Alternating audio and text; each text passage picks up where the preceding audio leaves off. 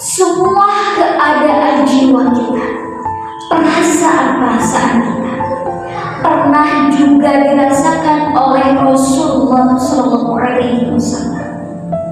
Jika kita pernah galau, jika kita pernah bersedih, Rasulullah juga pernah bersedih. Jika kita pernah bahagia, Rasulullah juga pernah bahagia. Jika kita pernah merasa khawatir, maka Rasulullah pun juga pernah merasa khawatir dalam hati. Dan miniatur kehidupan kita sudah pernah dicontohkan oleh Nabi Muhammad SAW agar kita dapat mengatasi problematika kehidupan kita saat ini. Kalau beliau tidak diutus ke muka bumi ini, maka kita tidak akan pernah tahu bagaimana caranya menghadapi permintaan kehidupannya ini. Merasa dalam keadaan sulit, galau, gelisah, sedih, ingat-ingat pertolongan Allah yang pernah Allah berikan kepada kita dahulu, bukan hanya sekarang. Maka Allah membantu kamu, gitu kan? Di dalam surat Al-Duha, ketika Rasulullah merasa sedih sekali, merasa khawatir, ini kenapa?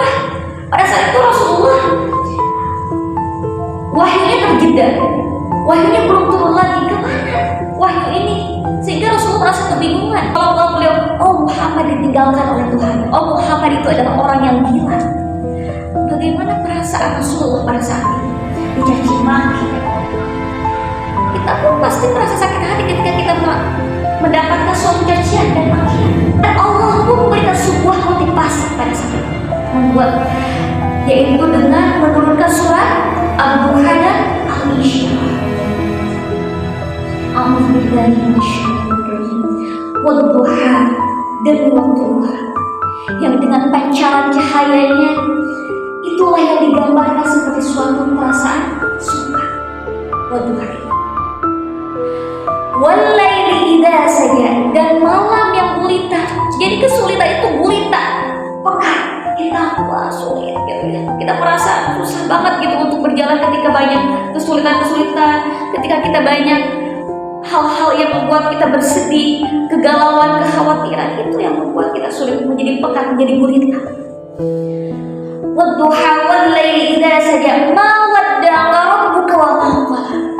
Allah berkata kepada Rasulullah, tafsirannya seperti ini: Tuhanmu yang selalu memperhatikanmu, yang selalu menyayangimu, yang selalu memberikanmu perhatian, tidak akan meninggalkan kamu. Wadduha, dalam keadaan suka, wal-laili idza saja, dalam keadaan Tuhanmu tidak akan meninggalkanmu dalam keadaan suka atau duka.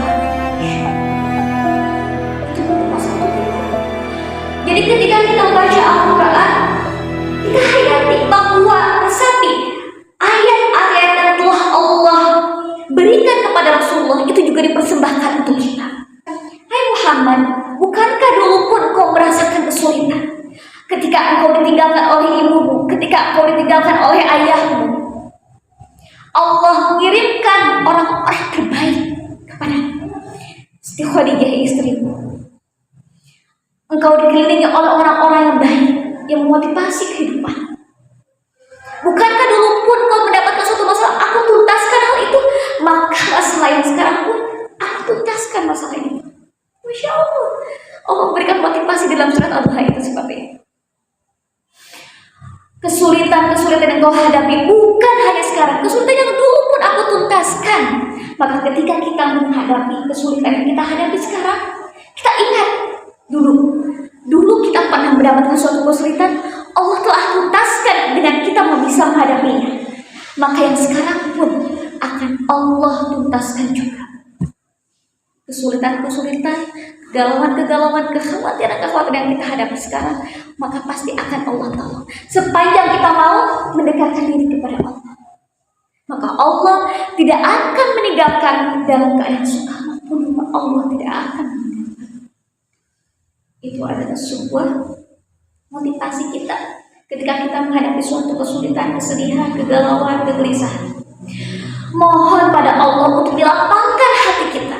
Ketika Nabi Musa alaihissalam menghadapi Fir'aun yang luar biasa kejamnya, mungkin pada saat itu Nabi Musa bisa saja berdoa kepada Allah, ya Allah tolong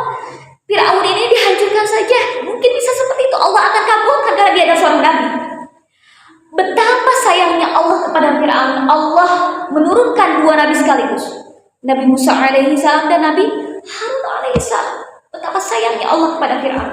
Nabi Musa hanya minta kepada Allah untuk dilapangkan hatinya ketika menghadapi Fir'aun yang kejam, yang luar biasa.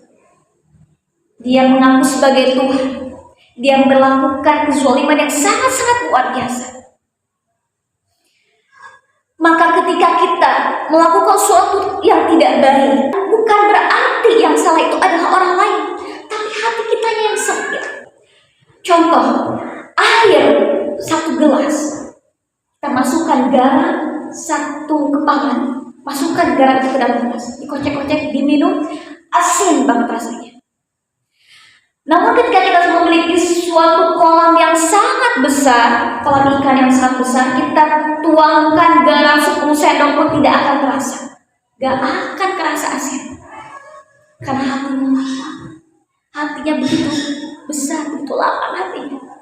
Jadi ketika kita berdoa kepada Allah, Rabbi syrah li sadri, ya Allah, lapangkan hatiku, mohon kepada Allah untuk dilapangkan hatinya. Dilapangkan hatinya menghadapi sesuatu hal yang tidak baik-baik.